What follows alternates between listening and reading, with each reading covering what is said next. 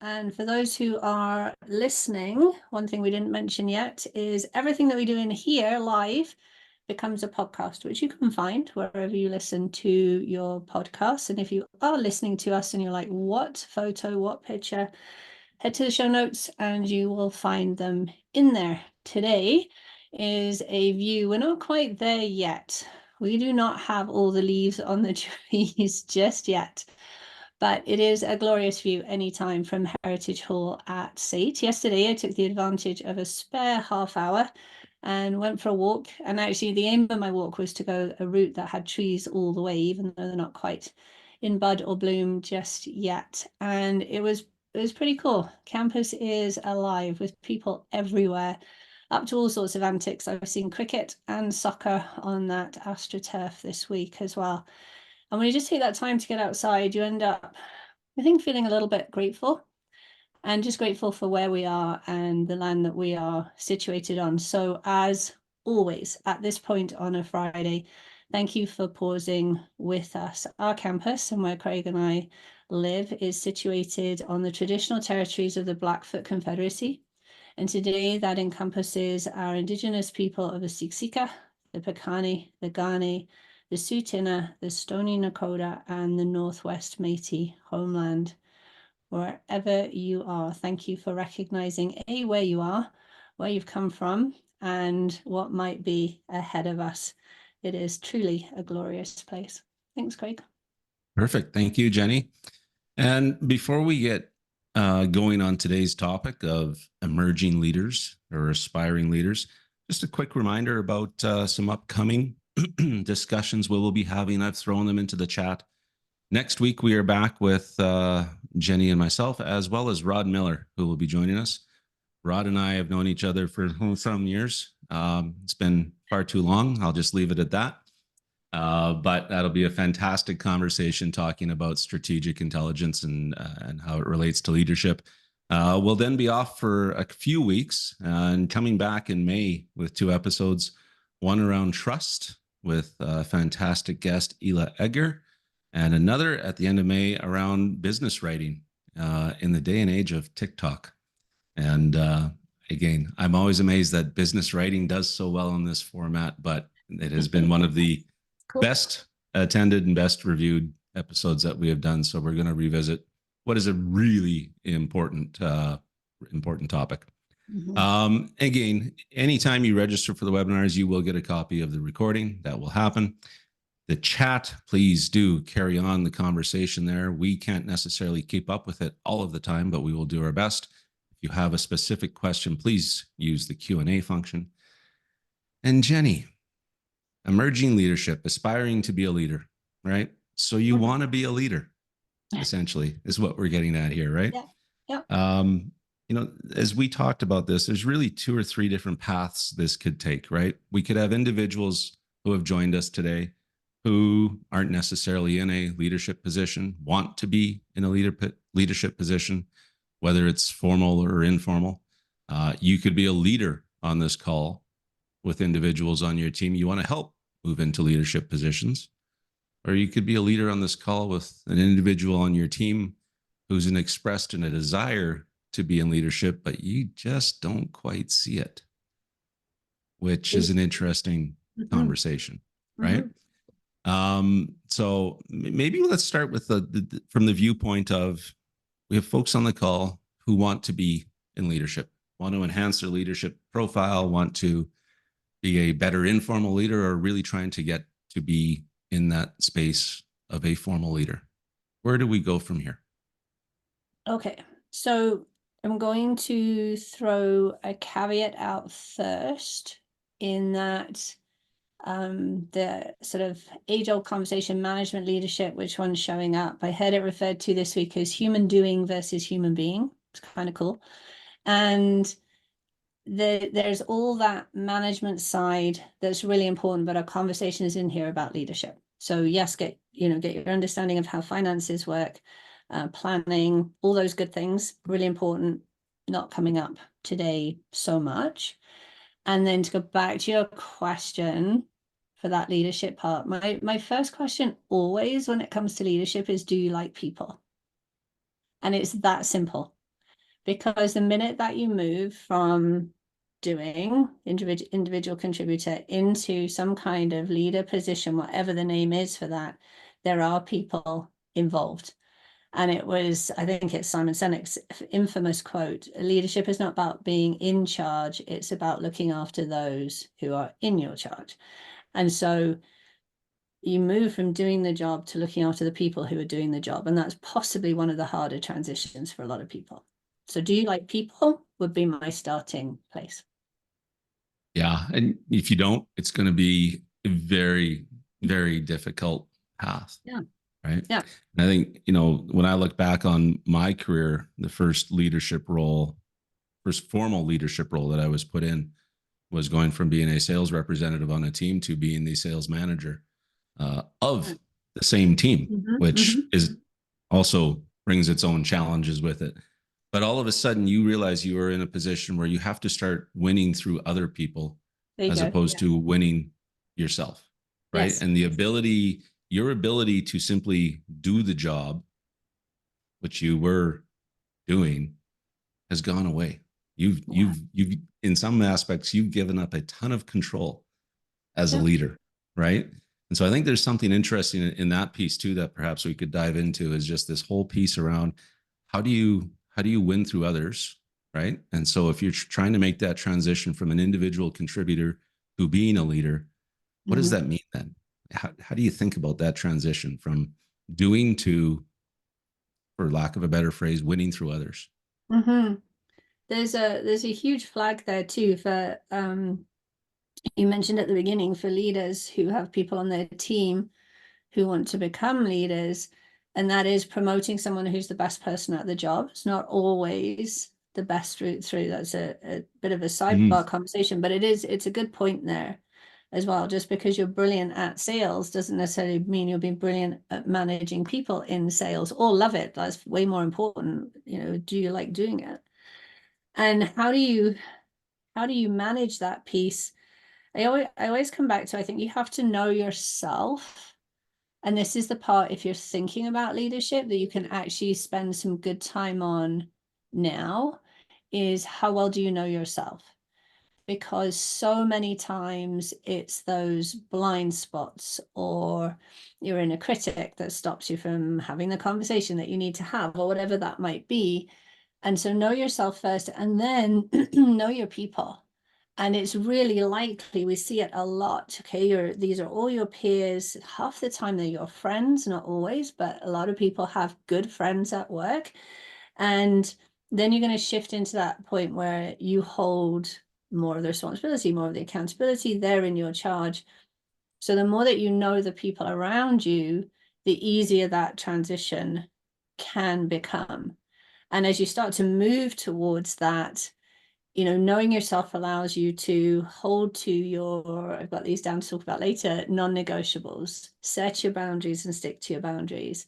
Have the conversations that you need to have. You set yourself up for better success by knowing yourself really well, and then getting to know the people around you. Yeah. And it's interesting too, because I think the first time a lot of individuals move into that leadership position, I shouldn't say this, I shouldn't say a lot of the time, depending on the organization you're at. I was incredibly fortunate when I made the shift that I was part of a large organization that had a very robust program in helping individuals make that change. Cool. Right. Yeah. But if you are not, right, the onus on you to invest in yourself, and that doesn't have to be through dollars out to make investment in yourself, but take the time to do that work, to to your point, understand yourself. Where are you at as a leader? Why do you want to be a leader? Right. So yes, you've decided that you like people, which is really good place to start. But why do you want to be a leader? Is it because you're just tired of doing? And you think, well, that might be the next best thing. And to your point, how often do we see somebody end up in that leadership position because, one, they were the best at it? So obviously Jimmy or Susie's going to be really good in the management role, or Jimmy or Susie's been here a long time. This is the next step, right? And so, how do you, there's something in this about if I don't know if you can comment on kind of the self-discovery or self-reflection that you would advise somebody to go through about deciding why you want to be a leader. I think the answer is almost in your question too. It's that self-reflection, and self-reflection is one of the skill sets that is being talked about and publicized more and more. And generally, we're not very good at it yet, and we're not very good at the self-awareness that comes as a result of self-reflection. Mm. So where to start? Your question is a good one. Like, what does leadership mean to you? What are you looking for? Why would you want to be in this? We're all pretty much governed to grow. And so when we look at motivation, Daniel Pink refers to it as mastery, Chris Schambert refers to it as competence, but we like to grow and we like to get better. And so nowadays, fortunately, there's a few companies, not too many yet, that have two tracks of growth. You can technically grow, where you grow because you're good at the job and you become more and more of a specialist expert in that area. And then there's people tracks. So they call it people leadership and technical leadership, for want of better descriptions. So that might be your first point of reflection, is actually what you have is this urge to grow. You've been doing for a while, you've got this, you're performing really well, and you need to grow. What does that look like? And you know, decades ago, maybe 2 decades ago, maybe even still 10 years ago, we were very fixated on which ladder were you going to climb, and it was all about the title that you held at the top. And nowadays, it's not actually that important to a whole ton of people, especially our younger generations. And so, you know, growth career is a little bit more like a jungle gym, it's been described as. And so what is it that you want to grow in?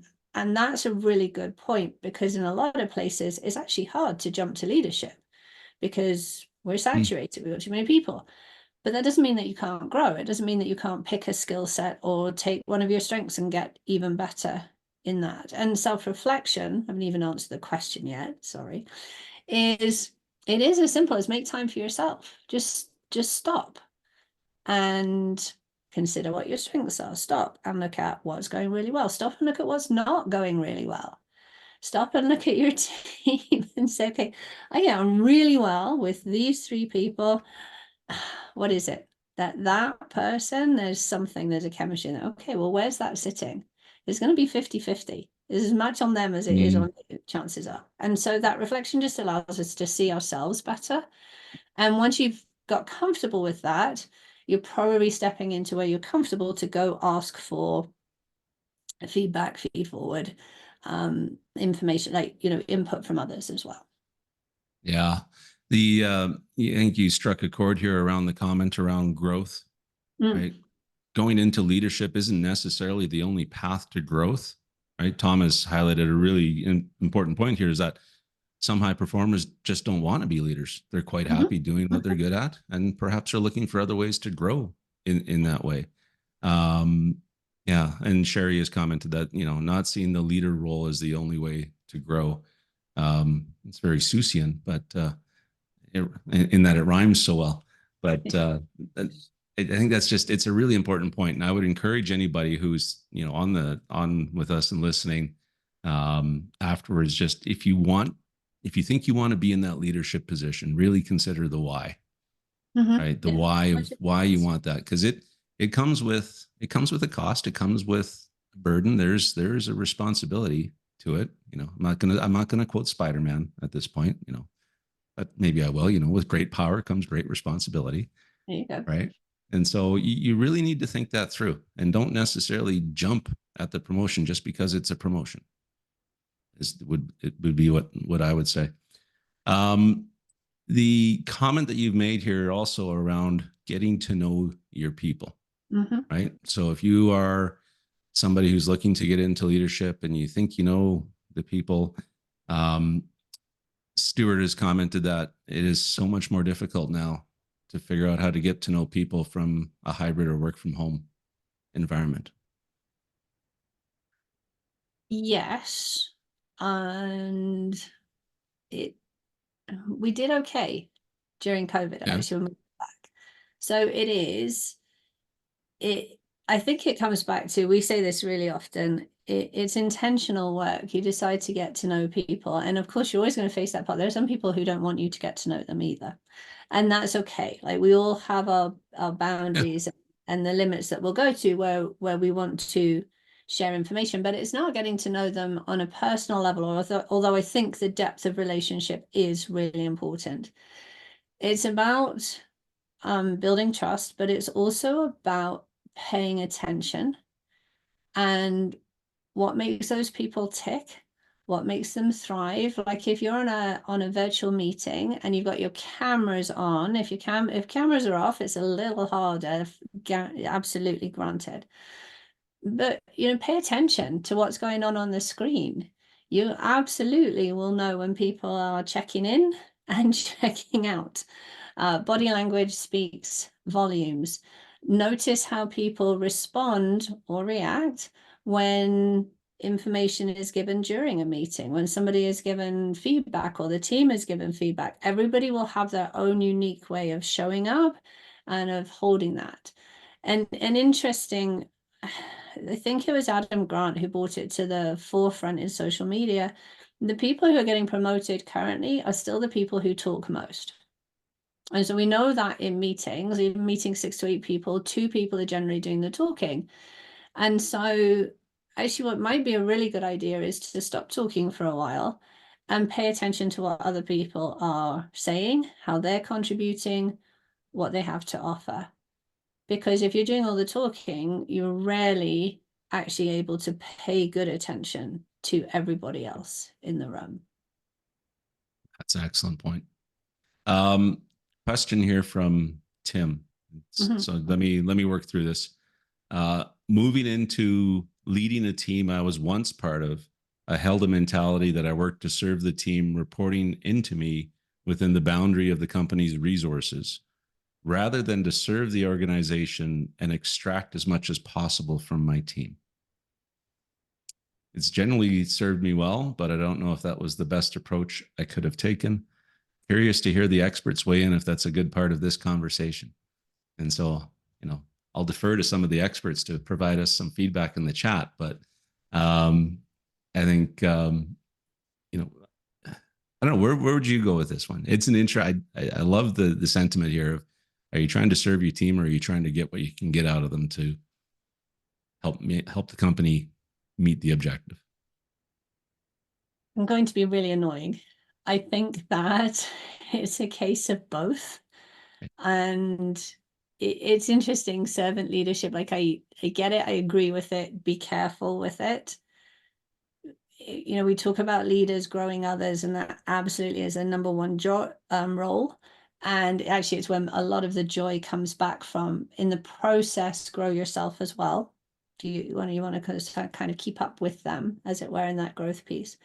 And the other part in there is if you're serving your team within what you have, and do the best with what you have where you are. So if you're doing that and you're creating the environment, the conditions for the people there, you're actually going to be serving the organization anyway.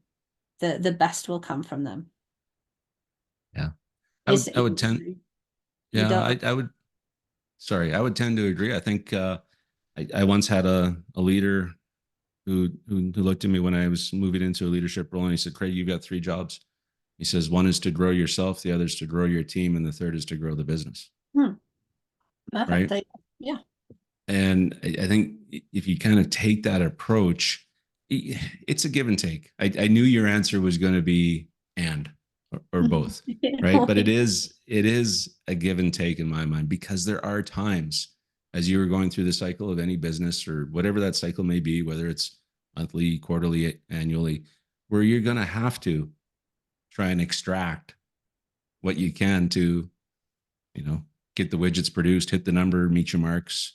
But there's other times where you're going to have to serve and give back to bring your team up.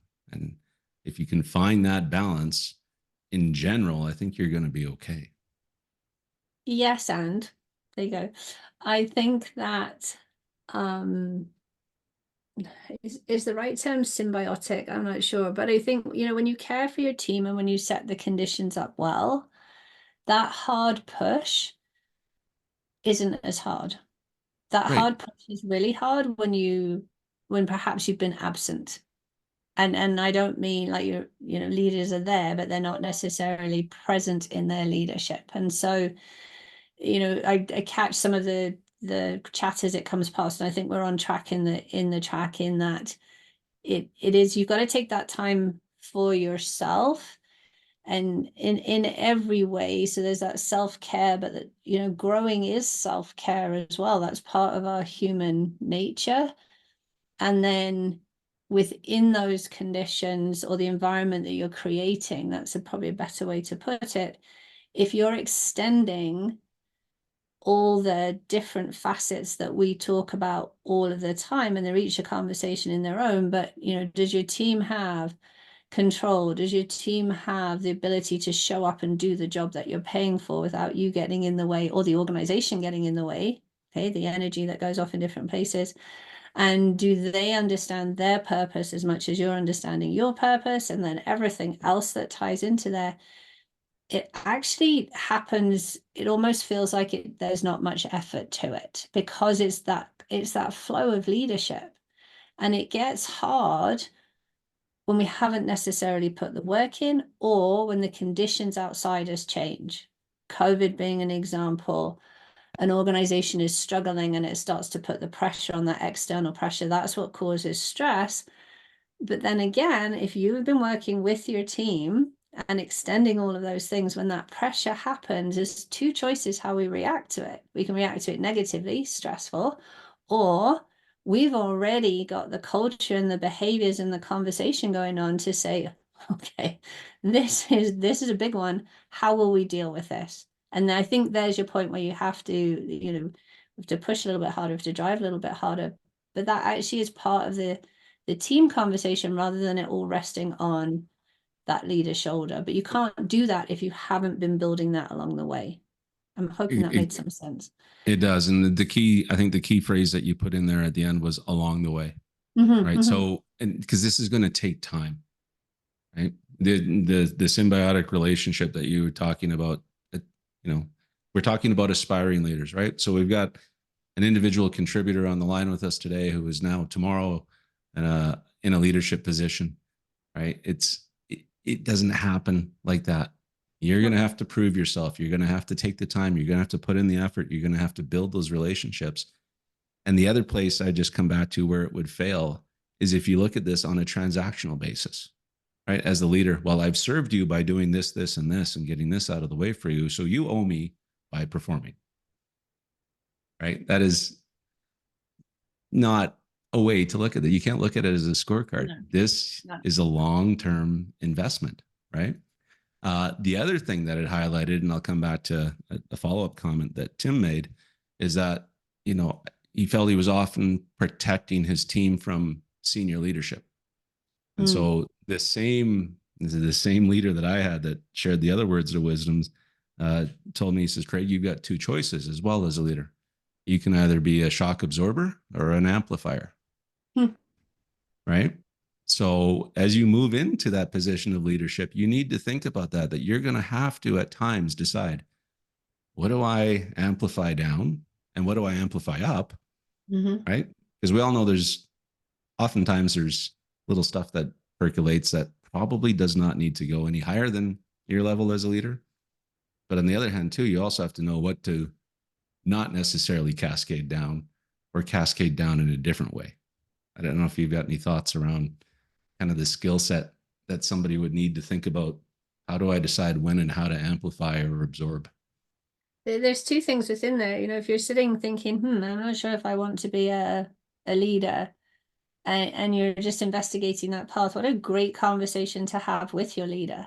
How do you do that? What's your role? And ask people, shadow people, talk to people about those kind of things. And in terms of how do you do that, I think we're right back to that reflection piece again. In one of the parts of leader mindset that you can practice leadership at any time, we're always saying that, is this ability to pause, and reflect. So if you're constantly caught in reaction mode, you're literally doing that. You're reacting, and you're reacting on a gut impulse or a first impulse or just one piece of information. And so to your point, do I need to amplify this? Well, take the pause. What happens if you do? What happens if you don't? Like literally, you could go that simple. What are the ramifications? What's the impact? Who will this affect? How does it tie in with our top priority or our top three priorities? Like where's the focus going to go? And you can start to practice those pauses at any time. And we do it in our personal relationships. How many times has somebody said something and the reaction has been instant? Whereas if we'd actually just paused and stopped for a second, we may have had a different response in there that would have saved us time and energy on the other side. And I think it's really important to pop into here as well. We use the word at the beginning of today. We are all humans. We will not get this right every time. You can't. And No, so it's leaning in and putting it to the test, trying it, practicing it, talking about it. exactly. And I think you just touched on something else there that aspiring leaders need to consider, be confident in. I'm not sure what the right phrase is here, but you do not and you won't be perfect, quote unquote, as a leader. And No. so if you think that aspiring to leadership means that you need to have all the answers all the time and manage every situation that comes up in the best way possible, it's not going to happen. Yep. Right. And even if you think you've done it in the best way possible, you are going to have folks who go, I wouldn't have done it that way. Yes. Right. It's just, yeah, I find that fascinating. That one thing I often reflect on is how much pressure I think the majority of the leaders, and maybe I'm projecting here, um, put on themselves to think they have to have it all figured out. So I think there's another thing to practice, even, if you're just stepping into everyday leadership or if you're looking at that role. And that practice is almost like a kindness to yourself, self-kindness. The term that gets thrown around nowadays is self-compassion. Mm, But how are you talking to yourself? And I am all about it can always be better. We can be better tomorrow than we were today. Yes, 100%. But if your inner critic is alive and well and judging you and shaming you for a mistake, for a failure, that is a really good aspect to turn around before you take on a role of leader. And it's not difficult to turn around, but the way you talk to yourself is the way that you've been talking to yourself for all the years that you've been here. That's the habit, and habits take a little bit of time to turn around. And I think that's absolutely key. Can you be kind to yourself? And when you can, it's much easier to extend a compassion and a care to other people. And I was talking to our son about this the other day. You can be very firm and very strong or assertive, whatever you want, and still be kind. Like it's not a soft kind. It's just there's that compassion piece, and that's a really good thing to think about. absolutely. You have to give yourself a little bit of grace, Yeah, and a lot. it's not an easy role, No, right? But if you are putting in the effort, right? We've got a few hundred people here this morning or who have joined us because they want to continue to focus on leadership, presumably to help themselves improve. That's a great step forward, right? 100%. As Yes.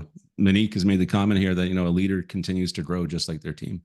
Absolutely. If you don't, your team is going to pass you by, and you're probably going to fail as a leader if you're not learning and growing along with them. So, um, question here: how do you navigate trying to become a leader in an organization that follows "quote unquote" archaic leadership ideals?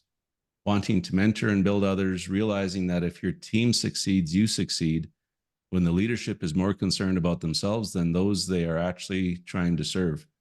I'm trying to make an impact at my level that has been well received by those around me, but upper management seems stuck in their ways and doesn't see value in this approach. Hmm. Okay. So leadership culture for an organization does stem from the top, 100%. And I love that the work has been done. And I also am delighted that you're seeing the recognition and the appreciation from the people around you. Then you know that the work you're doing is worthwhile. When you're bumping on the ceiling of those who are stuck, I think the term was archaic leadership. Um, this is tough, and we keep saying this, that if the team's results, if the team is doing really well, the results will be showing that they're doing really well. And that's one sort of angle of conversations to say, this is working, this is building. It's without having the conversation, and if they won't budge, I think we come back to the choice. Is that the leadership culture that you want to work in? And once you've spread it as far as you can, how will you influence up? How can you help them to see what they're not seeing? Those are different techniques. Both of them are different techniques. And the other part that we always have to put into here too is, okay, so that's the perspective. It's archaic. Is there a chink, a way in, a different conversation? There might be a different angle. And without, actually diving into this, it's hard to find out. Yeah. I think my comment here would be, if you're delivering the results that you're being expected to deliver, and you can live with archaic leadership, Yeah. yet still do things the way you want to do, that Yes. becomes a decision point, I think, as to where you're at in your career, what company is it, the right place. It's at not easy, and not knowing all the detail. Certainly very easy for me to sit back here and make that type of comment, but I think that becomes a decision point you have to consider. And We I all think, we all have choices in how we can approach it, and can you make a game out of it by doing it your way, but putting up with archaic leadership? also there's what does that leadership listen to? Yeah. So it might not listen to the conversation from that leader, but does it pay attention to, I don't know, if the company runs pulse surveys or engagement surveys or and all the different avenues? What are the avenues that you could take that you haven't taken already? That might just be another part within Yeah. there. Okay, let's shift gears a little bit. Okay. We've talked a fair bit about, if you're an aspiring leader, here's some things to consider. So if you're now a leader on the call and you've got individuals on your team that want to move into leadership, how can you help them? I think there's going to be a lot of similar yes and right, but you're the other. So 2B is also, you have an individual on your team who wants to be in leadership, and you're looking at that person and you go, I don't quite see it. So choose your adventure. Which direction do you want to go next, Jenny? Choose your adventure. Well, let's deal with the last one first. In that, I think you have to come this way straight away to, like, how is it that you define talent? What are your assumptions with talent? And we all have them. And if you think, like let's just say that this person is they're the talker in the meeting. Right, let's flip it a little bit. Perhaps all they do is they talk a good game, they don't produce a good game as such. And you're sitting there now thinking, actually, well, my assumption is you got to have the best results to be the best leader. Let's go beyond that. What else does that person have? So when we talk about strengths, if I asked you to highlight my top 3 strengths, you would come up, hopefully, with three strengths pretty quickly. They're bound to be different than what I see the 3 strengths as. And so the first step always, if that's the case, is, are you having the right conversation with this person? They've said, I want to be a leader. I see myself in this role. That is the beginning of a great conversation. And within that conversation, make sure that you're running the checks and balances on your bias. because you will have one. It's based on your story, your experience, and everything else in there. And if you don't see it, who might see it? So who else do they connect with? Who actually sees them filling that role really well? What is the evidence, and I use that word lightly, that they bring that might shift your way of thinking a little bit, change your mindset a little bit? Doesn't mean that you'll actually come all the way, but I think it's definitely worth investigating and discovering. Yeah, it goes back to what we talk a lot about here, is having that conversation, right? And being willing. So and it's tough. You mentioned earlier in this conversation to watch for body language, etc., other cues. As a leader, I think you need to be prepared to, perhaps in that situation, guard your body language, because you don't necessarily, Yes. right?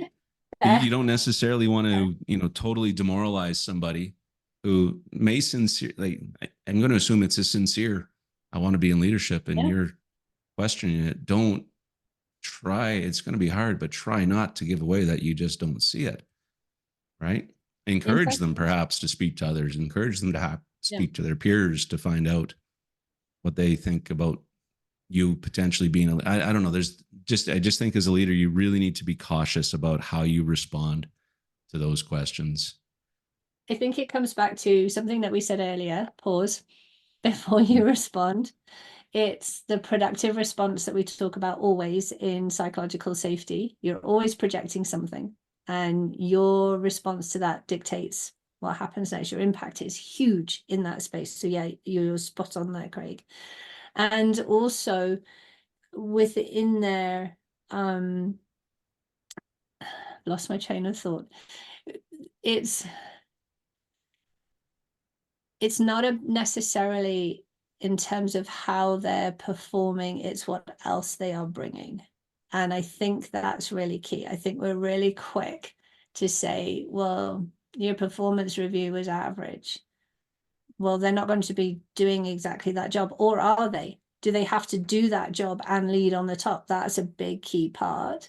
So looking at it from the bigger picture with them, helping them see that, what do they think? How would they manage that? That's all part of the good conversation. And the other part within there as well is, are there growth opportunities available? What can you give them that might offer them something? Or can they shadow somebody? Like, do they really know? And let them, work within that. We see people flourish in places that we would never expect them to have. And we wouldn't see that if we didn't just give them that opportunity. And so back to what you said originally, that's the beginning of a good conversation. Yeah, and I think you touched on something really key there as well, is this whole, if you're trying to build a leadership bench, right? What should you be looking for on your team? And the high performer, right? It's the performance piece, I think, that organizations often key in on. Jimmy or Susie or Sally or Bobby is fantastic at producing results in their job. They've got to be the next leader. Not necessarily the case, right? So if you're a leader trying to consider, who are my next leaders, what are the questions that you would be asking yourself, and what would you be looking for? So leadership culture, what is your organization's leadership culture? What does leadership mean to the organization? And that is a difficult question, and not many organizations can answer it. And so what are the values that you would like each of your leaders to walk the walk and talk the talk in every single day? And the reason, we have to be really careful here, because some of the highest performers will be great leaders. Let's Absolutely. misunderstood. Yeah. The question is, how do they do that? And that's where values come in. But very, very few performance systems, let's just call them, have that part encompassed. And we're going to leave it there, because we know that's a really big conversation. So what are you looking for in a leader, and how can you join the dots for people to be able to see that and act through that?